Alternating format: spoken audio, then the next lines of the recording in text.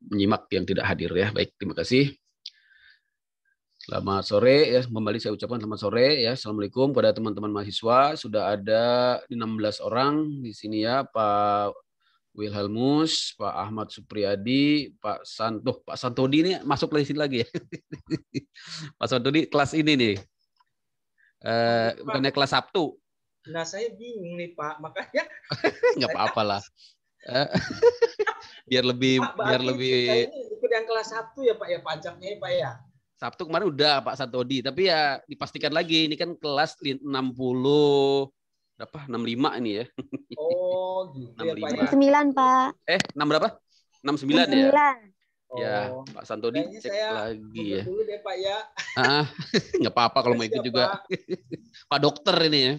Luar biasa nih Pak Dokter Santodi ini. Nanti saya ikutlah ada apa seminarnya Pak Dokter Santodi ini ya. Bu Siti ya, Bu Siti kemarin WhatsApp saya ya. Nanti materi saya share ke Bu Siti, ada 3, dapat tambahan lagi nanti 3. Terus Pak Suryanto ya, Suryanto Sinaga, Pak Marcel, wah Pak Marcel, banget nih ya. Pak Nur, ya Ibu Nurvita, apalagi nih. Banyak lah ya, nggak bisa saya sebutkan satu-satu ya, tapi nanti silakan yang mau aktif ya, biar Pak Taribantan ini. Pak Tarimantan kok muncul lagi nih ya. Ini dulu udah pernah nih ketemu saya nih. Pak Tarimantan ini. Apa kabar?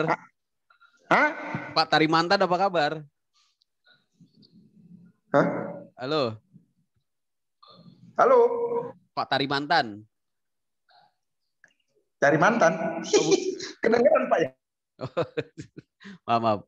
Ini ada Pak Tarimantan nih kan ya. Kayaknya dulu di kelas sebelumnya apa ini ya, bukan kali ya. Mungkin mirip-mirip ya. Pak Lutfi ya, Pak Lutfi dari pengadilan ya. Oke, baik teman-teman, kita langsung aja karena ini materi kita sangat banyak sekali ya teman-teman ya untuk hukum pajak ini ya, Pak Bagus Rinjani, Pak Tarimantan, Sanberto. Oh bukan ya, mirip-mirip ya dulu. Ada kan ya di kelas. Sama Pak orangnya Pak. Sama ya, Pak yang suka WhatsAppan sama saya ini ya. Iya Pak. Oh kok ikut lagi nih? Kangen apa gimana nih? Kangen Pak. Pak beda. Ini Tarimantan Saragi. Beda. Sama Pak. Beda di mana Pak? Itu hampir tuh ada S Pak. Ini di nama saya Pak. Sebentar Pak. Saya dipanggil Pak. Sebentar Pak. Oke siap. Oke lah ya. Mungkin beberapa ada yang sudah pernah ikut kelas saya ikut lagi. ya nggak apa-apa lah ya. Ilmu kan nggak ada ininya ya. Nggak ada ruginya ya. Saya sih senang-senang aja ya. Ini gambarnya gini ya. Kak saya kok bebayang gini. Nggak usah pakai ini kali ya. Apalah. Yang penting kan suaranya ya. Jadi ini ya kita langsung aja teman-teman. Saya ingin kita agak cuman modul. Jadi kita akan selesaikan modul 1 yang sudah saya share. Ya. Saya selesaikan modul 1 yang sudah saya share. Ini saya share lagi modulnya. Modul. Kita lihat teman-teman ya. Modulnya belum saya buka ya.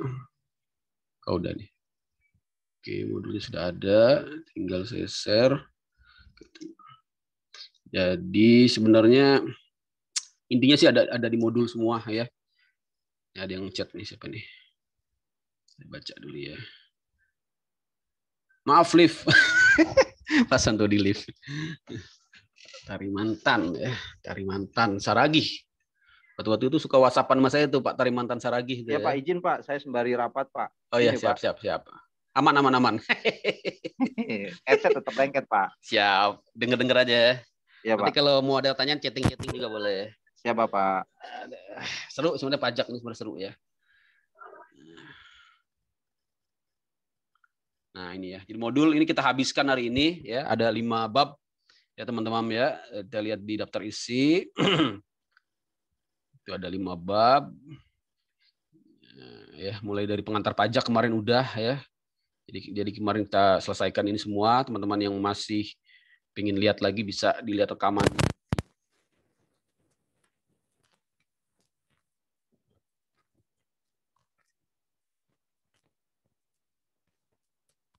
Terus juga cara pemungutannya ya, mungkin cara pemungutan ini kemarin kayaknya belum ini ya.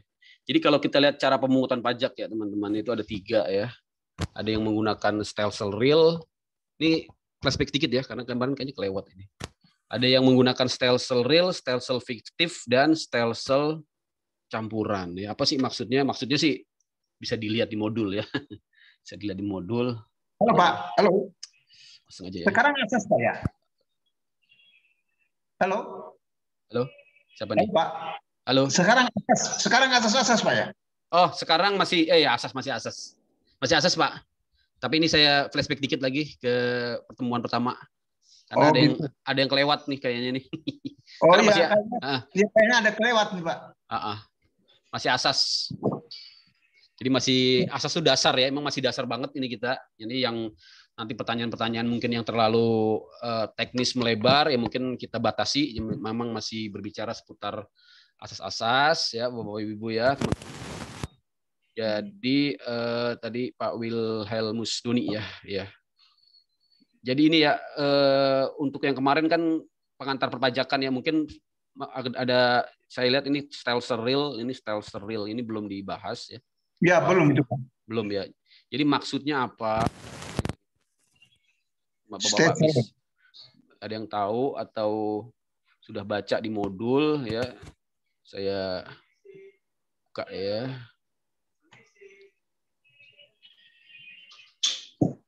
Nah ya, tinggal baca aja sih di modul sebenarnya ya. Enak sih sebenarnya. Tapi ya perlu saya jelasin juga. Jadi intinya stelsel real itu berdasarkan ya kenyataan gitu ya. Kan dari namanya udah ketahuan ya. Stelsel real nyata berarti ya. Nah, ternyata pajak juga pemungutannya berdasarkan kenyataan, berdasarkan yang sebenarnya ya, berdasarkan yang seharusnya. Kalau bunyi keterangannya sih yaitu pengenaan pajak didasarkan pada objek atau penghasilan ya, yang sesungguhnya ya atau yang nyata-nyata. Jadi yang benar-benar terjadi di akhir tahun. Ini yang sebenarnya ya, yang sebenarnya menjadi basis pemajakan ya untuk khususnya untuk PPH. Tapi ternyata tidak sepenuhnya kita menggunakan sistem real. Kenapa? Karena kalau diketahuinya secara nyata di akhir tahun ya, ini banyak akan terjadi hambatan dalam pemungutan pajak. Kenapa? Karena di akhir tahun itu biasanya ya udah habis ya. Duitnya udah habis ya. Jadi ataupun kalaupun dibayar di akhir tahun ya terasa berat. Ya, makanya digunakan nanti stelsel yang kedua yaitu stelsel anggapan. Maksudnya itu ya. Stelsel anggapan itu apa sih? Stelsel anggapan itu jadi tidak real ya, anggapan, asumsi lah gitu ya. Nah, ini yang disebut dengan nanti kalau Bapak-bapak ingat, teman-teman semua ingat PPH pasal 25 ya, pasal 25 yaitu menggunakan anggapan. Ya, penghasilan di tahun ini sama dengan penghasilan tahun sebelumnya ya, sehingga berdasarkan anggapan itu dilakukanlah yang namanya pencicilan pajak tiap bulan ya, itu ya salah satunya ya teman-teman ya, stelsel anggapan ya. Ada juga yang dimaksud dengan stelsel anggapan ini biasanya nanti kaitannya dengan bisa juga dianggap ya. Saya kira maksudnya anggapan juga bisa misalnya masalah PPH final ya, PPH final yang kaitannya dengan menghitung dari bruto ya, menghitung dari bruto atau yang menghitung dengan menggunakan norma ya. Menggunakan norma itu kan anggapan juga ya. Misalnya untuk yang udah menghitung dari PPH final dari bruto untuk UMKM ya, UMKM itu kan 0,5% ya dari bruto. Jadi dianggap dia itu untung ya, dianggap untung padahal belum tentu juga ya. Pajak 0,5% itu kan ringan sekali ya dari bruto. Tapi kalau dia untung ya, kalau dia rugi ya tetap aja berat ya 0,5% pun ya. Ya kan? Dianggap untung aja 0,5% ya. Itu misalnya menggunakan stelsel anggapan ya, stelsel fiktif ya. Atau yang menggunakan norma ya. Misalnya dokter ya. Tadi Pak Santodi itu dokter ya. Pakai norma biasanya ya karena tidak menyelenggarakan pembukuan ya, dia hanya menyelenggarakan pencatatan, hanya nyatet omsetnya aja ya, berapa pasien. Kalau buka praktek sendiri ya, tapi kalau kerja di rumah sakit sih kan rumah sakit yang hitung ya. Kalau kerja sendiri buka praktek sendiri pakai norma ya. Kayak norma penghitungan istilahnya ya. Norma penghitungan penghasilan neto. Jadi dia dianggap sudah ada penghasilan netonya ya dari jumlah pasien atau jumlah sales ya gitu ya. Nanti normanya berapa bisa dilihat di peraturan Menteri Keuangan terkait dengan norma ya. Itu biasanya keluar setiap tahun. Setiap tahun apa setiap berapa tahun ya. Pokoknya secara periodik ya, dan setiap jenis usaha ya, kelompok lapangan usaha KLU beda-beda rumusnya. Nah, intinya itu pakai model stelsel fiktif ya teman-teman ya. Jadi yang kita anut di Indonesia apa? Dua-duanya ya. Jadi ada campuran yaitu stelsel fiktif dan stelsel real itu ya. Sudah sistem pemungutan udah kemarin ya, ada yang official assessment ini artinya dipungut ya oleh ya melalui Direktorat Jenderal Pajak dengan surat ketetapan pajak ya. Dan ini dulu dianut pada masa sebelum reformasi perpajakan di tahun 83 ya. Murni menggunakan official assessment. Sesudah adanya reformasi perpajakan di tahun 83 dikeluarkan paket ya 5 undang-undang reformasi perpajakan, undang-undang KUP, undang-undang PPN, undang-undang PPH ya, undang-undang Bea Materai ya. Satu lagi apa ya? KUP, PPN, PPH, Bea Materai, ada 5 lah itu ya. Itu kemudian digunakan sistem yang baru ya, yang disebut dengan sistem self assessment ya. Self assessment ya. Semi self assessment. Jadi kita semi ya. Jadi ada yang self assessment full, ada yang semi ya. Kalau yang semi itu apa? Yang semi itu di mana ya wewenang untuk menentukan besarnya pajak yang terutang ya oleh seseorang berada pada dua pihak, yaitu wajib pajak dan fiskus. Dengan sistem ini pada awal tahun pajak ya wajib pajak menentukan atau menaksir sendiri besarnya pajak yang akan terutang atau tahun berjalan ya. Pada akhir tahun pajak yang sesungguhnya terutang ditentukan oleh fiskus. Jadi kita sebenarnya menggunakan semi ini ya, tidak full juga ya. Itu ya teman-teman ya. Kemudian kita juga menggunakan sistem withholding ya. Withholding ini yang sangat banyak, yang namanya PPH output ya, PPH pasal 21, PPH pasal 22, PPH pasal 23, PPH pasal 26 ya. Kemudian juga ada pemungut-pemungut dari instansi pemerintahan yang ditunjuk ya, yang ditunjuk oleh undang-undang, misalnya Direktorat Jenderal Bea dan Cukai ya. Kebetulan saya memang berdinas di situ ya. Jadi nanti teman-teman yang mau tanya masalah ekspor impor, pabeanan dan cukai ya, tentang perdagangan internasional bisa juga ya, karena memang saya bergerak di bidang itu ya. Tapi memang diamanahkan untuk ngajar hukum pajak ya, nggak apa-apa ya. Insya Allah juga memahami ya, karena juga praktek juga di pengadilan pajak ya. Saya juga berpraktek di pengadilan pajak sebagai wakil pemerintah ya, menghadapi wajib pajak ya. Kemudian juga apa tadi masalah withholding ini ya, pemungutan ya. Jadi memang banyak yang memungut ya. Pertama ya tentunya badan usaha ya, badan usaha atau badan hukum ya, dia menjadi pemungut ya. Ketika sejak didirikan dia berkewajiban ya untuk memungut ya pajak ketika melakukan ya transaksi ya dengan pihak-pihak tertentu, itu terutama ketika memberikan penghasilan kepada karyawannya ya, memberikan penghasilan ya dalam rangka pembayaran jasa ya, memberikan penghasilan ya dalam rangka ya pembayaran penghasilan yang berasal dari passive income seperti bunga ya, dividen, royalti ya, sewa, itu dipotong oleh badan usaha ataupun wajib pajak badan ya dengan namanya PPh pasal 23 ini ya. Kemudian ada juga PPh pasal 22. Memang PPh pasal 22 ini jarang ya. Ini hanya dilakukan oleh instansi pemerintah, BUMN yang diberikan tugas sebagai pemungut pajak ya. Misalnya Direktorat Jenderal Bea Cukai, untuk transaksi impor ya dipungut PPh pasal 22 ya, tanpa memperhatikan setiap yang barang impor dipungut ya. Tidak setiap barang impor dipungut PPh pasal 22 kecuali yang dibebaskan ya.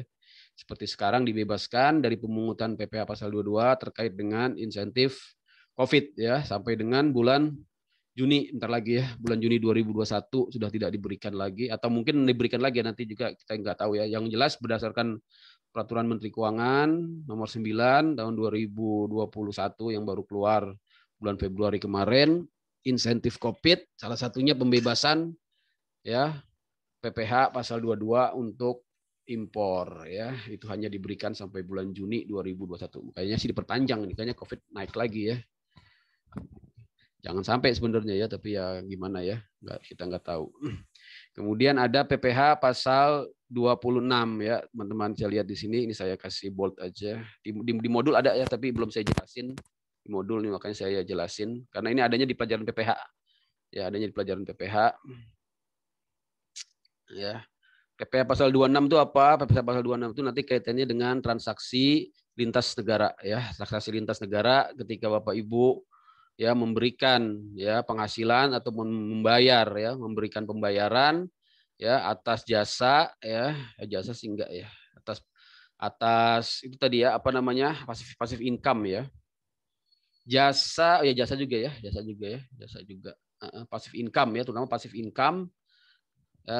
Itu nanti lihat aja di pasal 26 Undang-Undang PPh ya, apa-apa aja objek-objeknya ya. Jasa pasif income termasuk juga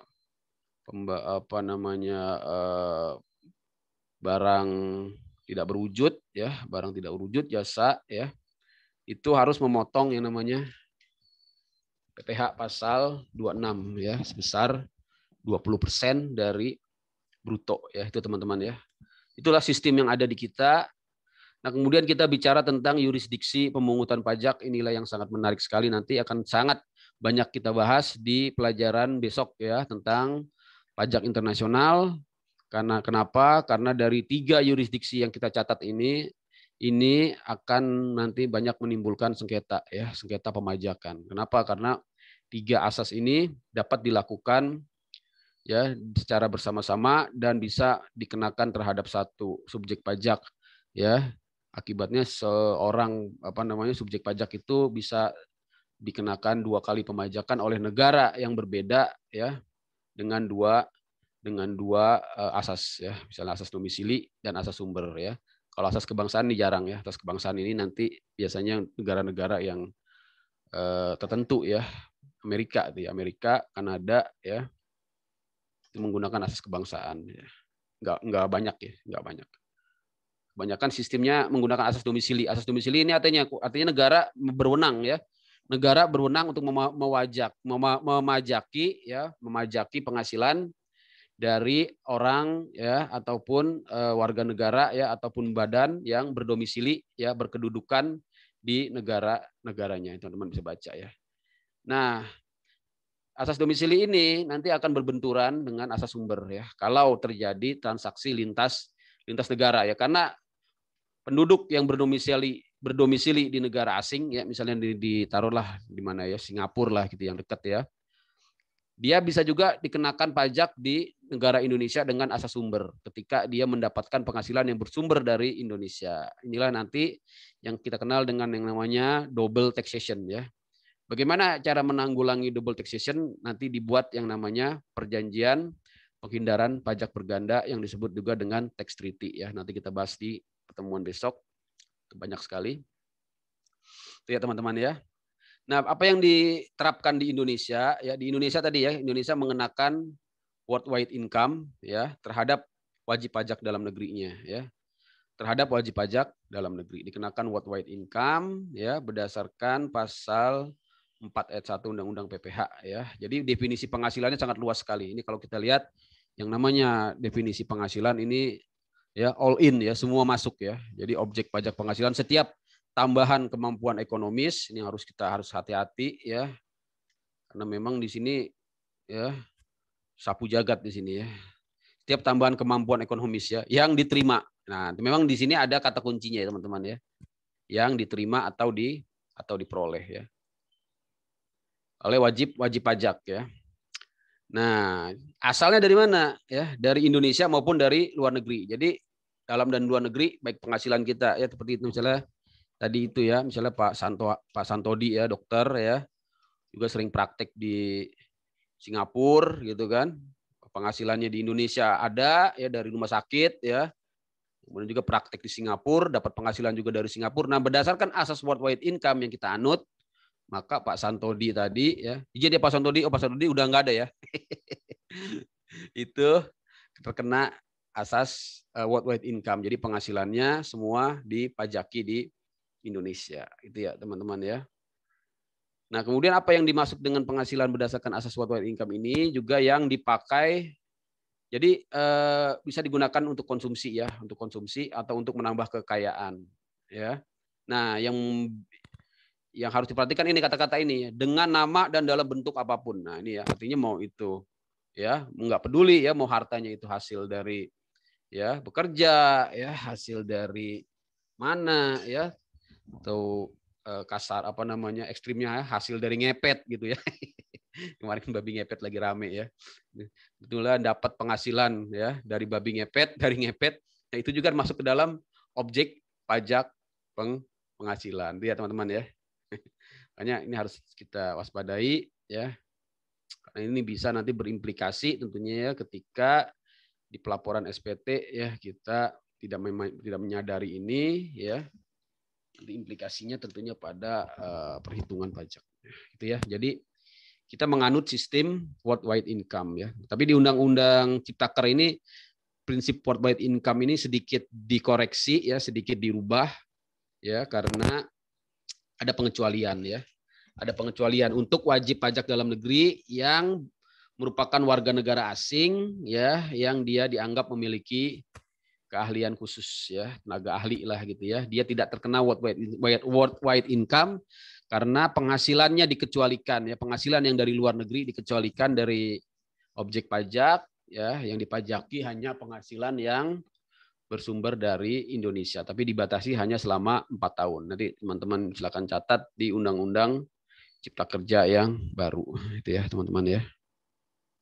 Ini luar biasa ini. Di sore ya ngantuk ya. Terus tidak ya. Pengantar hukum pajak kemarin ya sudah saya sampaikan, intinya sih macam-macam ya, di sini menarik sebenarnya kalau dibaca ya. Terutama modul ya. Kalau di slide sih memang cuma gambar-gambar aja ya. Di modul saya mungkin fokus ke modul aja kali ya. Pengertiannya, sumbernya ya.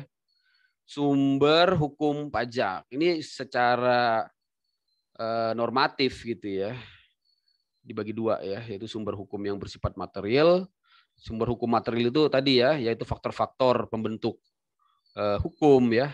Nah, ya mungkin yang menarik di sini kalau kita bicara tentang sumber hukum formal, artinya yang memiliki kekuatan mengikat ya, yang memiliki kekuatan hukum ya, memiliki kekuatan hukum ya, yaitu sumber hukum yang memiliki kekuatan hukum. Di sini memang dinyatakan ya ada jenis-jenis yang bukan peraturan perundang-undangan. Nah, itu yang mungkin harus kita jadikan pegangan ya, terutama mahasiswa hukum ya, dan ini akan menjadi kelebihan dari mahasiswa hukum ya, karena tidak hanya melihat definisi sumber hukum itu tidak hanya dari peraturan perundang-undangan, tapi juga dari jenis-jenis di luar peraturan perundang-undangan, terutama yang namanya nanti jurisprudensi ya, karena di situ kekuatan kita dalam ya apa namanya proses penafsiran hukum ya. Kenapa penafsiran hukum saya katakan? Karena nanti jurisprudensi ini akan menentukan ya, akan menentukan sebuah penerapan hukum, apakah dia akan menentukan sebuah penerapan hukum ya. Misalnya kalau kita bicara tentang pajak internasional gitu ya, pajak internasional yang kaitannya dengan tax treaty ya. Bagaimana ya penerapannya ya, apakah tax treaty boleh digunakan oleh ya perusahaan-perusahaan yang secara nyata perusahaan itu hanya bersifat apa namanya perantara ya atau nomini. Nah, ini kan menjadi isu ya sekarang ini ya, isu penghindaran pajak, tax avoidance dengan cara menggunakan special purpose company. Jadi pakai istilahnya perusahaan cangkang gitu ya, dalam rangka memanfaatkan tax treaty biar dapat tarif PPh yang murah ya, bahkan tarif PPh di negara tax haven ya, tidak dipajaki. Nah, dia bikin perusahaan di sana. Nah, ya, dia bikin perusahaan di sana. Nah, tentunya kita harus lihat ya bagaimana peraturannya ya, yang lebih penting yang juga tak kalah penting bagaimana proses penegakan hukumnya ya. Yang seperti itu diapain sih? Nah, ya. udah naik ke pengadilan belum ya. Nah, kita lihat jurisprudensi dari ya pengadilan-pengadilan yang memutuskan baik itu pengadilan pajak maupun pengadilan umum. Itu ya teman-teman ya. Makanya bahas hukum pajak ya sebenarnya luas sekali dan sangat menarik ya, sangat menarik. Apalagi sekarang ini pajak ya lagi sangat banyak dibahas ya. Itu ya teman-teman ya. Jurisprudensi ada dua ya, yaitu jurisprudensi tetap dan jurisprudensi tidak tetap ya. Menurut Suroso ya dalam bukunya jurisprudensi ya. Jurisprudensi tetap yaitu keputusan-keputusan hakim yang berulang kali yang digunakan pada kasus-kasus yang sama ya. Sebaliknya jurisprudensi tidak tetap yang belum masuk ke dalam jurisprudensi tetap. Biasanya jurisprudensi tetap ini diumumkan ya oleh Mahkamah Agung ya. Kalau dulu dalam bentuk surat edaran, sekarang ini biasanya dalam bentuk simposium ya. Simposium apa ya. Jadi setiap tahun itu Mahkamah Agung mengeluarkan itu ya. Nah, di sini ada yang dari Mahkamah Agung ya. Yang dari Mahkamah Agung itu tadi ada yang gambarnya itu. Gambarnya para pengadilan. Nanti kalau izin Pak, ada. Ahmad ya? Iya Pak, siap. Dari pengadilan ya Pak ya? MA Pak. Masya Allah mantap. Jadi kalau jurisprudensi MA ngeluarin itu ya, simposium itu ya, apa yang tiap tahun itu apa ya? Kalau dulu kan surat edaran ya, SEMA ya. Sekarang ada tuh, biasanya di-share itu ya. Di hukum online juga suka di-share hukum apa? Ya hukum online ya. Itu juga suka di-share. Itu ada kan, misalnya jurisprudensi tentang hukum pajak, jurisprudensi tentang itu di-share. Nah, itu jurisprudensi tetap gitu ya. Seperti misalnya salah satu jurisprudensi tetap dari Mahkamah Agung itu mengatakan kalau ada penyitaan dan penyanderaan ya terkait dengan penagihan pajak, maka itu tidak boleh digugat apa ya? Tidak boleh digugat pra peradilan kalau nggak salah ya. Jadi dulu sempat Mahkamah Agung itu ya, Mahkamah Agung itu salah, ini nggak apa-apa ya, namanya. Kenapa saya katakan salah ya, buktinya Mahkamah Agung menganulir jurisprudensinya itu. Dulu menyatakan bahwa tindakan penyanderaan yang dilakukan dalam rangka penagihan pajak itu melanggar hukum ya, melanggar hak asasi manusia. Akibatnya memutuskan untuk menghentikan lah ya tindakan seperti itu. Artinya kalau ada Direktorat Jenderal Pajak melakukan penyanderaan ya terhadap utang pajak ya, itu dianggap perbuatan yang melawan hukum. Tapi kemudian melalui berbagai proses yang mungkin juga ada proses hukum juga ya, mungkin juga ada proses koordinasi dengan Kementerian Keuangan khususnya Direktorat Jenderal Pajak, maka dianulir pendapat dari Mahkamah Agung itu ya, dan akhirnya sekarang sudah menyatakan bahwa tindakan penyanderaan itu memang merupakan tindakan administratif ya, tindakan administratif. Itu ya teman-teman ya, itu contohnya ya. Jadi memang menarik ya hukum ini ya, terutama ada teman kita yang di Mahkamah Agung ini ya, Pak siapa tadi Pak Ahmad Supriyadi ya. Ahmad Supriyadi nanti ya, harus hubungan baik nih. Lanjut ya. Jadi itu masalah sumber hukum ya, intinya memang di sini luas sekali kalau kita orang hukum bicara masalah hukum, tidak hanya pasal-pasal, tapi juga kita bicara tentang jurisprudensi ya, kita juga bicara tentang doktrin ya, kita juga bicara tentang perjanjian internasional sebagai bagian dari sumber hukum ya. Itu ya teman-teman ya. Belum bisa baca lah ini di modul saya bikin banyak ya. Contoh jurisprudensi di sini juga ada ya, mengenai kewenangan menerbitkan surat paksa sebagai pelaksanaan penagihan pajak ya. Ini dibaca aja di modul ya, doktrin pajak ya, doktrin pajak juga bagian dari sumber hukum ya.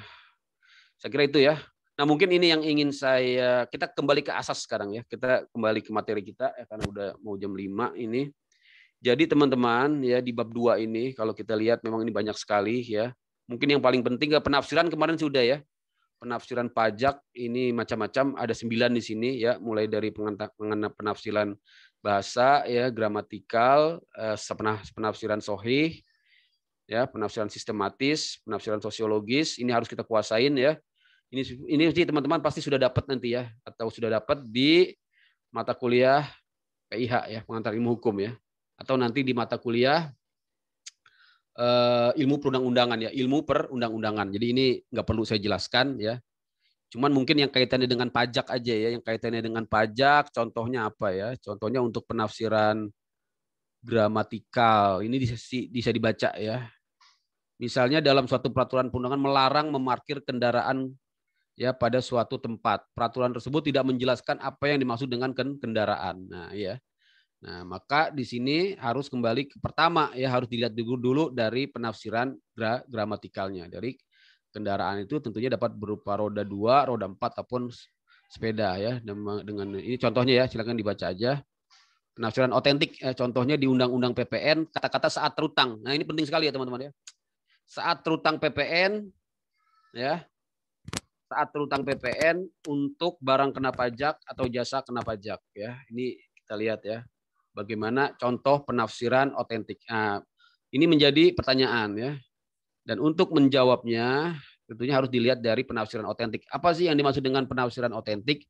Yaitu penafsiran ya yang diberikan oleh pembentuk undang-undang ya dalam bentuk penjelasan ya, dalam bentuk penjelasan. Jadi lihatnya di mana? Di pasal 11 ayat 2 ya, penjelasannya dinyatakan bahwa ya dalam hal pembayaran diterima sebelum penyerahan barang kena pajak atau sebelum penyerahan jasa kena pajak ya, atau dalam hal pembayaran dilakukan sebelum dimulainya ya pemanfaatan ya barang kena pajak ya yang tidak berwujud atau jasa kena pajak ya dari luar dari, maka terutangnya saat dilakukan pembayaran ya. Jadi ini ya.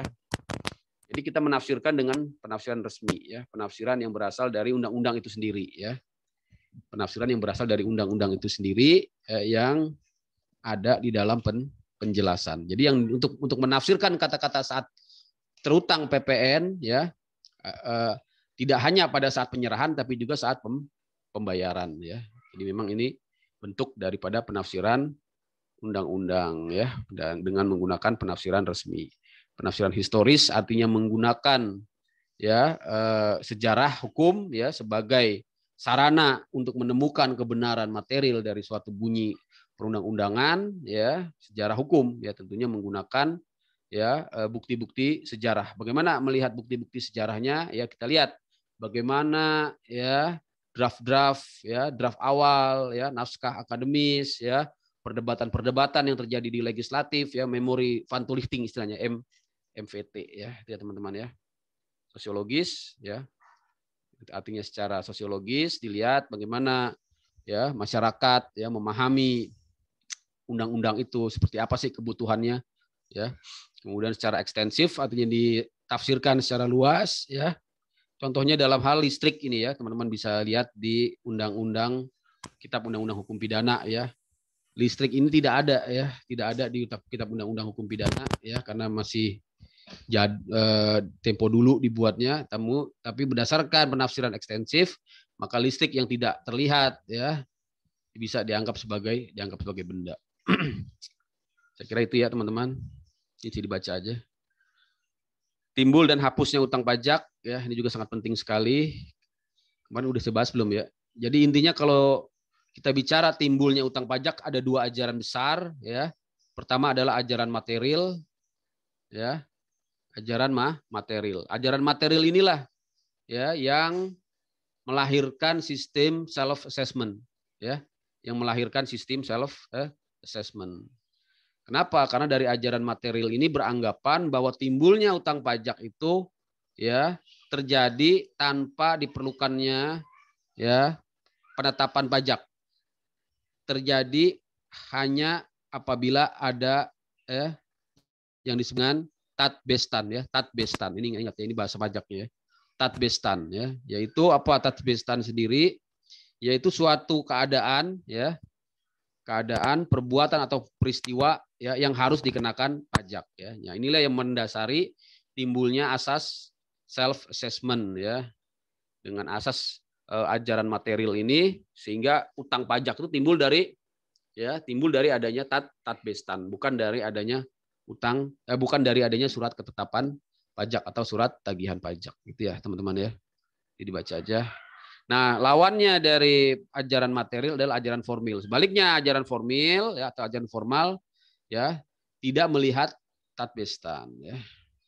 Tapi melihat kepada adanya surat ketetapan pajak ya, SKP, surat ketetapan pajak ya.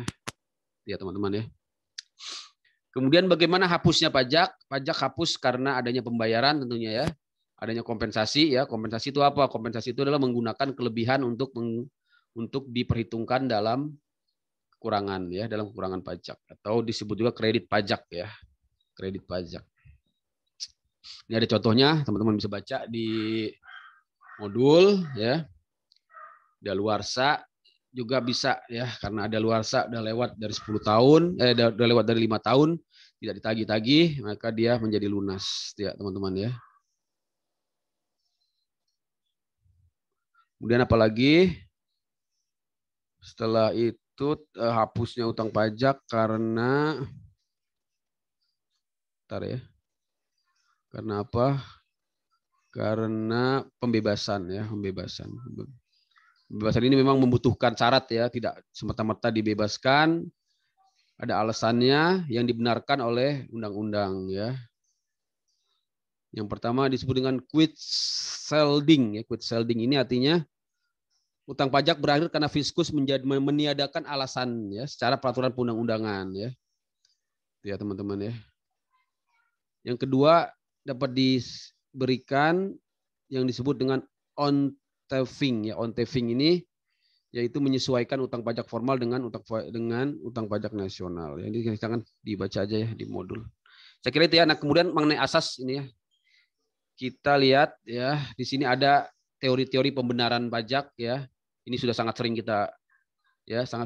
kita dengar ya. Terutama yang biasa di bidang perpajakan. Intinya sih ini sebagai justifikasi pembenaran pajak ya. Tapi tanpa teori ini ya, lagi-lagi pajak menjadi tidak benar. Kalau pajak menjadi tidak benar, akibatnya dia tidak terkategori sebagai pajak ya. Tentunya nanti kita lihat di contoh kasus di bab terakhir ada pemajakan yang tidak benar, itu apa konsekuensinya kita lihat nanti ya. Jadi teori-teori ini bukan teori-teori di atas kertas saja ya. Kita sebagai mahasiswa hukum harus menyelaminya, mendalaminya tentunya sebagai tolak ukur ya, kembali sebagai tolak ukur ya.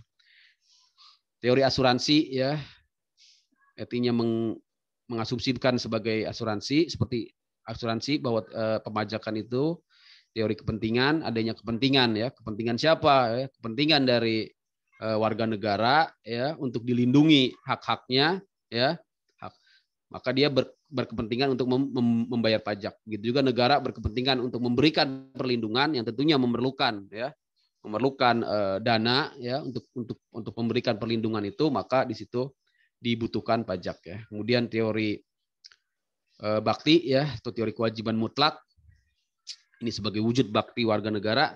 Teori daya beli ini sudah kemarin ya, ini sudah. Mungkin yang mana kita percepat aja. Asas juga kemarin tadi sudah ya, asas-asas ya.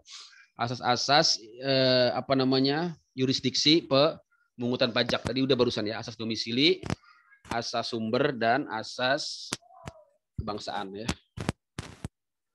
Yang nanti banyak menimbulkan sengketa ya, sengketa karena adanya dua negara yang mengenakan satu subjek pajak, satu objek pajak dengan dua negara ya, dengan menggunakan asas yang berbeda ya. Seperti tadi contohnya Pak Santodi ya, Pak Santodi ya, kerja di Singapura ya, praktek di sana, dipajaki di Singapura ya.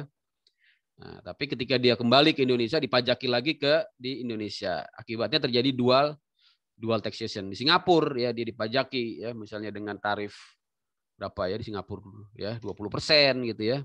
Di Indonesia dipajaki lagi ya dengan tarif ya yang sama ya. Akibatnya tarifnya menjadi double ya. Kira-kira begitu ya. Kemudian asas Adam Smith ini sangat penting sekali ya teman-teman, terutama yang ingin melakukan riset pajakan tentunya tidak akan meninggal Adam Smith ini ya, yaitu konsep four maxim ya, the four maxim: equality, certainty, convenience of payment, dan efisiensi ya, disingkatnya ECCE ya, ECCE ini ini ya. efisiensi ya. Dibaca aja. Nah, kemudian yang paling penting ini asas yuridis bahwa hukum pajak itu dipungut berdasarkan undang-undang ya, diatur di dalam pasal 23A Undang-Undang 45. Di sini ada saya jelaskan maksudnya apa ya. Kemudian juga ada perubahan paradigma ya, perubahan paradigma dari asas yuridis karena sebelum amandemen Undang-Undang Dasar 1945 ya, yang ketiga ya di tahun 2000 berapa ya? Kalau nggak salah 2003 ya. Di tahun 2009 ya. Itu normanya berbeda ya. Dulu pasalnya pasal 23 ayat 2 mengatakan bahwa pajak dipungut berdasarkan undang-undang. Sekarang menjadi diatur dengan undang-undang. Maksudnya apa? Maksudnya apa teman-teman bisa baca di sini ya, bisa baca di modul ya. Di bagian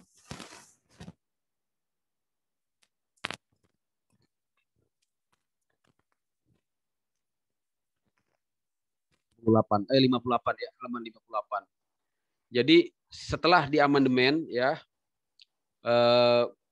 terjadi perubahan makna ya, perubahan redaksional. Makna diatur ini perlu dipahami ya teman-teman ya, agar tidak salah. Jadi walaupun disebutkan di dalam redaksional Undang-Undang Dasar 1945 pasal 23A diatur dengan undang-undang, harus dimaknai ya, diatur dengan peraturan perundang-undangan. Jadi yang dimaksud dengan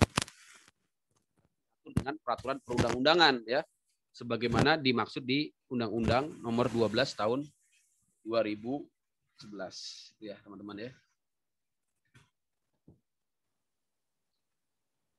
Itu penting sekali karena nanti kalau cuma diatur dengan undang-undang aja ya nggak ada pemajakan ya, nggak ada SPT ya, nggak ada kredit pajak karena semuanya itu diatur di peraturan-peraturan di bawah undang-undang ya, karena undang-undang kan hanya mengatur pokok-pokoknya saja ya, seperti undang-undang PPH ya, undang PPH pasal 21, PPH pasal 22, pasal 23, tapi yang mengatur tentang ya bagaimana ya pelaporannya ya, bagaimana pembayarannya ya, bagaimana pengkreditannya itu kan diatur di peraturan menteri biasanya ya, peraturan menteri ataupun peraturan pemerintah, peraturan-peraturan di bawah ya, di bawah undang-undang ya teman-teman ya. Maksudnya itu yang ingin saya sampaikan. Terus apa lagi ya? Lanjut ya. Ini asas-asas udah sih sebenarnya itu aja asas-asas ya. Nah kemudian dari asas-asas yang begitu banyak ini ya, mengapa saya katakan banyak? Karena banyak ya tadi ya. Ada asasnya Adam Smith ya, ada asasnya teori ya, ada teori-teori juga ya. Sekarang di sini yang ingin saya sampaikan khususnya di mata kuliah hukum pajak ini, bagaimana sih kedudukan asas dan fungsinya di dalam hukum ya. Nah, teman-teman bisa lihat di sini menurut pendapatnya Freud ya, di modul ada ya, diungkapkan oleh Mertokusumo ya. Asas itu apa sih? Asas hukum itu apa? Jadi yang dimaksud dengan asas hukum itu norma dasar ya, norma dasar yang dijabarkan dalam hukum positif. Jadi sebenarnya kalau kita bicara asas, ya asas itu hukum positif juga gitu ya. Asas hukum itu adalah hukum positif ya. Karena dia ini adalah norma dasar yang dijabarkan dari hukum positif yang memang asalnya dari hukum positif ya. Dan oleh ilmu hukum tidak dianggap berasal dari aturan, dan oleh ilmu hukum ya, tidak dianggap berasal dari aturan-aturan yang lebih umum.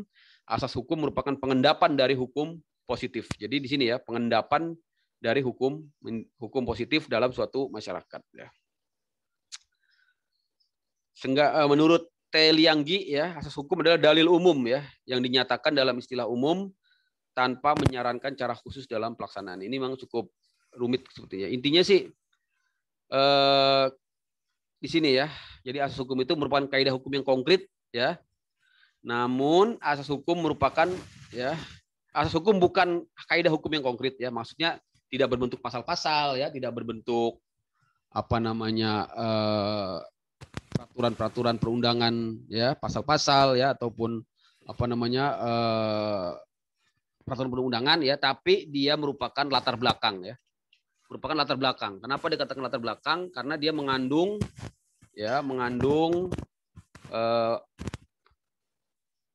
apa namanya, kaidah-kaidah yang bersifat ya, kaidah-kaidah yang bersifat saya katakan sebagai rasionalitas ya, sebagai rasionalitas. Contohnya apa ya? Contohnya ini ya. Contohnya misalnya ada asas yang mengatakan asas lex specialis ya. Asas lex specialis ya, derogat legi genera. Ini kan asas hukum ya. Dan asas hukum ini dalam satu apa namanya, fungsi hukum ya, dia menjadi sebagai berfungsi sebagai solusi ya, sebagai solusi atas adanya adanya pertentangan di dalam hukum ya. Nah, itu ya teman-teman ya. Jadi memang asas hukum ini harus ditempatkan ya pada tempatnya ya. Itu ya teman-teman ya. Bagaimana kalau undang-undang bertentangan dengan asas ya? Bagaimana kalau peraturan undang-undangan bertentangan dengan asas? Di sini kita lihat di sini ya, karena asas hukum itu merupakan ya latar belakang ya, kemudian asas hukum juga merupakan gagasan ya yang membimbing dalam pengaturan hukum ya, dan bukan merupakan aturan yang dapat ditetapkan, maka asas hukum itu ya mengharuskan suatu apa namanya, mengharuskan segala kemungkinan yuridis itu berdasarkan asas hukum ya. Jadi intinya apa? Intinya di sini ya ingin saya katakan, asas hukum itu menjelaskan ya, melegitimasi kaidah hukum ya, dan di atasnya bertumpu muatan ideologis. Jadi kalau ada peraturan perundang-undangan tidak sesuai dengan asas hukum, maka sebenarnya ya peraturan perundang-undangan itu menjadi lemah gitu ya, menjadi lemah. Ya memang tidak semerta-merta otomatis bisa ditiadakan aturan hukum itu ya, tapi nanti harus juga melalui suatu proses ya pengujian peraturan perundang-undangan ya, tapi dengan menggunakan asas. Misalnya kita memiliki asas kesamaan di depan hukum gitu ya, asas kesamaan di depan hukum, equality before the law ya. Nah, asas ini kan banyak disimpangi ya, terutama ya oleh banyak peraturan-peraturan yang dibuat untuk kepentingan politik dalam rangka melindungi ya kepentingan politik sejumlah golongan ya. Maka asas-asas ini dilabrak ya. Misalnya ada ya golongan tertentu yang tidak bisa ya dipidana ya, ada golongan tertentu ya kita yang tidak bisa ya diproses hukum. Nah, tentunya itu bertentangan dengan asas equality before the law. Nah, sebagai konsekuensinya apa? Ya konsekuensinya tentunya ya dalam konteks nanti yudikasi ya, apa namanya, litigasi ya, ataupun proses pengujian undang-undang akan melemahkan undang-undang tersebut ya. Dan hakim ya kalau sudah bertentangan dengan asas ya tentunya akan memenangkan asas. Tapi memang pada prakteknya ya tentunya peraturan undang-undangan, terutama peraturan undang-undangan yang dijalankan di level eksekutif ya, itu memang masih diberlakukan tentunya walaupun bertentangan dengan asas. Ini kita lihat teman-teman bisa baca ya tentang asas ya. Terakhir sekali ya di bab ini saya ingin bahas tentang kepatuhan pajak ya teman-teman ya, tentang kepatuhan pajak. Ini sudah ada di modul ya, intinya ini yang akan menjadi tujuan ya dari pembelajaran hukum pajak ya, adalah bagaimana meningkatkan kepatuhan pajak ya.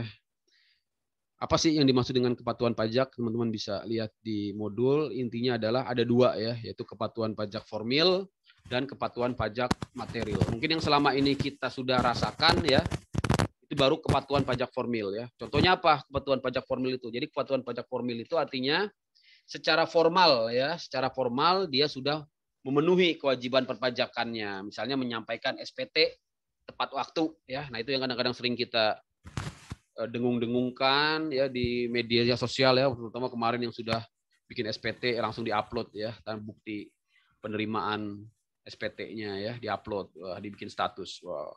Ya, orang bijak taat pajak. Padahal belum tentu ya. Karena menyampaikan SPT seperti itu kan baru istilahnya patuh secara formil. Karena nanti harus diuji lagi SPT-nya itu ya dengan sistem self assessment ya. SPT itu sebenarnya belum dikatakan sebagai SPT yang patuh sampai nanti ya dilakukan tindakan pemeriksaan atau sudah daluarsa tahun ya baru SPT itu menjadi inkrah. Itu ya teman-teman ya. Jadi yang kita dengung-dengungkan, yang kita selama ini bicarakan itu baru kepatuhan secara formal ya, belum menjamin kepatuhan secara material. Kalau kepatuhan secara material ini sudah lebih tinggi lagi tingkatannya, di mana wajib pajak secara substantif dan hakikat sudah memenuhi ketentuan material perpajakan. Itu ya teman-teman ya. Silakan nanti kalau ada yang mau tanya-tanya ya bisa di YouTube saya juga ya. Biar saya nanti bisa bikin konten juga ya di YouTube itu nanti saya share. Teman-teman komen aja mau nanya apa ya tentang pajak. Ini ya wajib pajak patuh ya teman-teman ya. Ini sudah dijelaskan di Kementerian Keuangan ya. Kriterianya tepat ya, tepat waktu, tidak punya tunggakan, tidak pernah dijatuhi hukuman ya. Dalam 2 tahun terakhir menyelenggarakan pembukuan ya, di mana pembukuannya juga tidak ada selisih dengan pajak ya, hanya selisihnya maksimal 5% ya. Sudah diaudit oleh auditor ya dalam bentuk audit laporan panjang ya. Kemudian menyajikan rekonsiliasi laba dan laba fiskal dan laba komersial. Itu ya teman-teman ya. Nah, yang menjadi persoalan ternyata ya untuk mencapai kepatuhan itu dibutuhkan biaya. Di sini juga saya sampaikan ya.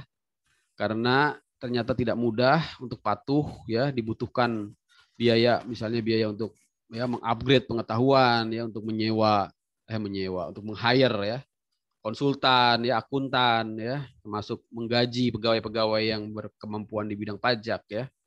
Termasuk juga biaya untuk pengurus perpajakan ternyata membutuhkan biaya ya. Dan ini menjadi hambatan, makanya undang-undang perpajakan harus mengoptimalkan biaya kepatuhan ini jangan sampai terlalu besar, artinya dibuat seminimal mungkin sehingga masyarakat mudah ya untuk mencapai kepatuhan. Kemudian hambatan-hambatan dalam pemungutan pajak ini nanti akan sangat banyak kita bicarakan di mata kuliah berikutnya, di pertemuan berikutnya, yaitu yang namanya tax avoidance dan tax evasion ya. Yang pertama untuk menghindari pajak ya, penghambatan pajak itu timbul dari perlawanan ya. Perlawanan pasif ini adalah perlawanan yang sebenarnya tidak bersifat tidak bersifat dari inisiatif individu wajib pajak, tapi dia berasal dari ya keadaan di luar wajib pajak, yaitu adanya struktur ekonomi, moral dan intelektual ya. Misalnya apa sih perlawanan pasif ini? Misalnya adalah adanya ya seperti misalnya adanya COVID ini ya, ada COVID ini menjadikan perlawanan pasif terhadap pungutan pajak ya. Maksudnya apa dengan adanya COVID ini? Otomatis ya situasi ekonomi tidak kondusif ya, penghasilan menjadi tergerus ya, bahkan merugi ya, otomatis ya menghasilkan hambatan yang besar di dalam pemungutan pajak. Tapi ini merupakan perlawanan yang bersifat pasif, artinya bukan berasal dari wajib pajak, tapi berasal dari lingkungan sekitar. Jadi contohnya kondisi COVID ya. Nah, yang berbahaya ini perlawanan aktif ya, tapi perlawanan aktif ini ada skalanya ya, ada gradasinya ya, mulai dari yang bersifat ringan ya, yang ringan itu bersifat penghindaran pajak ya atau tax avoidance, sampai yang bersifat berat dalam arti pelanggaran ya, yaitu pengelakan pajak atau tax evasion ya. Yang disebut tax avoidance juga bermacam-macam, mulai dari menahan diri untuk tidak terkena pajak. Misalnya orang tidak mau terkena cukai, dia tidak merokok. Nah, ini malah bagus ya, sesuai dengan tujuan dari undang-undang cukai. Kemudian juga menahan diri misalnya tidak menggunakan barang-barang mewah ya, agar tidak terkena ya pajak penjualan barang mewah itu ya. Pak Supriyadi gimana? Ada komentar ya dari MA nih ya. Banyak ini Pak kasus Pak. Aja, Pak. Siapa? Rame Pak kasus Pak. MA ya rame aja ya. Pusatnya ini ya, soalnya muaranya ya. Muaranya semua masalah hukum ya. Dari MA ya. Tapi habis ini Pak Supriyadi jadi hakim lah ya. Amin ya. Amin. Kemudian contoh daripada tadi penghindaran pajak juga memindahkan lokasi ya. Makanya sebenarnya tax haven itu menjadi tanda tanya. Sebenarnya kan tax haven itu seperti orang memindahkan lokasi aja ya. Dalam satu sisi ya. Dia memindahkan ya perusahaannya ya ke lokasi tax haven. Misalnya di Irlandia ya. Irlandia itu memang tidak membutuhkan uang pajak dia ya. Dia hanya membutuhkan perusahaan-perusahaan didirikan di Irlandia kemudian menggerakkan ya sektor ekonominya, terutama sektor keuangan ya. Dana-dananya dia pakai untuk menggerakkan ekonomi sehingga dia tidak memajaki. Dan itu sebenarnya sangat wajar ya. Perusahaan ya pengen untung, tentunya mencari ya lokasi yang menguntungkan ya. Makanya tidak bisa dipidana ya, tidak bisa dipidana. Bisa dipidana kalau nanti dia melakukan ya unsur-unsur pidana, misalnya melakukan yang namanya double bookkeeping ya, atau menyamarkan penghasilan ya, atau dia memalsukan dokumen-dokumen transaksi jual beli ya, membuat faktur-faktur yang palsu. Nah, itu baru ya. Tapi kalau dia hanya memanfaatkan fasilitas ya dengan memindahkan lokasi, itu sebenarnya masih dalam ranah tax avoidance yang disebut juga sebagai penghindaran pajak secara legal ya, penghindaran pajak secara legal ya, atau disebut juga tax planning lah, tax planning ya. Nah, yang berbahaya ini ya, yang disebut dengan tax evasion, yang ini masuk dalam ranah fraud atau tindak pidana. Teman-teman bisa baca ya definisinya, misalnya menurut ya siapa ini? Menurut Herbert ya, menurut Herbert, Bernard Herbert ya, menurut Bernard Herbert ini adalah sebuah perbuatan ya yang bersifat fraudulent ya. Fraudulent artinya sudah bersifat kejahatan ya, pidana ya. To escape his legal tax obligation, untuk menghindar ya, meloloskan diri jerat pajak ya. Caranya bagaimana ya? Involve a violation ya, sudah ada violation, sudah ada pelanggaran di sini ya. Pelanggaran dari the spirit of tax law ya, dari maksud ya pembuat undang-undang perpajakan ya. Tapi juga but it does not violate the letter. Nah ya. Jadi juga di sini memang ada dua pendapat ya. Tidak juga dia melanggar daripada tekstualnya dari undang-undang, tapi dia melanggar spiritnya. Jadi secara legal secara secara normatif ya, secara hukum positif gitu ya. Secara hukum positif dia tidak melanggar, seperti tadi ya, memindahkan perusahaan ke tempat tax haven, tapi secara spirit ya, spirit dari tax law, artinya maksud dari tax law dia bertentangan ya. Misalnya nanti saya kasih contoh mengenai tax treaty. Tax treaty itu kan tujuannya untuk menghindarkan orang dari terkena double taxation agar dia tidak berlebihan pemajakannya. Tapi pada kenyataannya tax treaty justru dimanfaatkan untuk orang menghindari pajak ya. Karena ada tax treaty dengan Belanda ya, Indonesia dengan Belanda yang mengatakan bahwa bunga ya tidak dipajaki di tax treaty Belanda ya, tidak dipajaki ya bunga ya. Maka orang beramai-ramai mendirikan perusahaan di Belanda. Tujuannya apa? Agar pembayaran bunga semua dialirkan ke Belanda sehingga nanti tidak terkena pajak atas bunga ya. Pajak atas bunga itu adalah PPh pasal 26. Itu contohnya ya.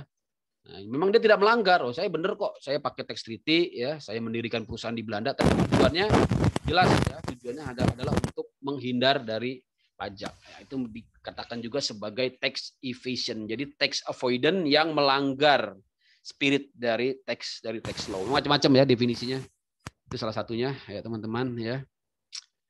Dengan demikian tax evasion adalah perbuatan melawan undang-undang yang tidak sejalan dengan undang-undang pajak, dan karenanya wajib pajak dapat diancam dengan pidana sesuai pasal 38 dan 339. Itu ya, ini salah satu kesimpulan ya, tentunya bisa nanti dicari kesimpulan-kesimpulan yang lain. Ya, saya kira itu ya teman-teman ya. Karena sudah jam 5 ya, kita harus buka puasa, minta persiapan ya. Saya satu modul sudah saya selesaikan ya, nanti saya slide-nya mesti ada 3 ya. Nanti saya slide mungkin untuk pertemuan berikutnya. Sudah berapa orang? Sudah 31 orang. Luar biasa ini. Bapak Bayu ini ya. Ada Pak Bayu Handoko. Pak Bayu gimana Pak Bayu? Sehat Pak Bayu? Ini semangat belajarnya luar biasa nih. Kayaknya udah senior juga nih Pak Bayu ya. Iya, luar biasa ya. Hukum pajak kita nanti masih banyak yang akan kita bahas ya, menarik sebenarnya ya. Nanti teman-teman bisa baca di modul ya. Untuk tugas sih saya belum ada tugas ya. Tugas nanti biasanya paling Ini kelas eksekutif ya. Kelas eksekutif ya takutnya membebani gitu ya kalau kelas. Kalau ke kelas reguler sih saya suruh bikin jurnal ya. Ya nanti ini aja ya. UTS aja lah ya. UTS sama UAS nih, karena saya lihat teman-teman senior-senior semua ini ya. Ada yang bekerja, ada yang ini ya. Baik, saya rasa sudah berpengalaman semualah ya. Baik, nanti materi akan saya share ke Bu Siti ya, Bu Siti. Masih ada, Pak. Bu Siti? Ya, siap, saya share. Ya. Materi, ya nanti saya share ke Ibu 3 ya. 3 nanti ada 3 slide dari saya tentang asas-asas, kemudian tentang teori-teori, dan juga tentang kepatuhan pajak ya. Nanti pertemuan berikutnya kita akan bahas tentang pajak internasional ya. Saya kira itu ya, teman-teman ya. Saya izin ya, saya ya, silahkan yang mau live saya ditutup. Assalamualaikum warahmatullahi wabarakatuh. Selamat sore. Sampai jumpa di pertemuan besok sama-sama. Pak. Sore. Terima kasih udah like dan subscribe ya, Pak. Ya. Terima kasih, Pak. Sama.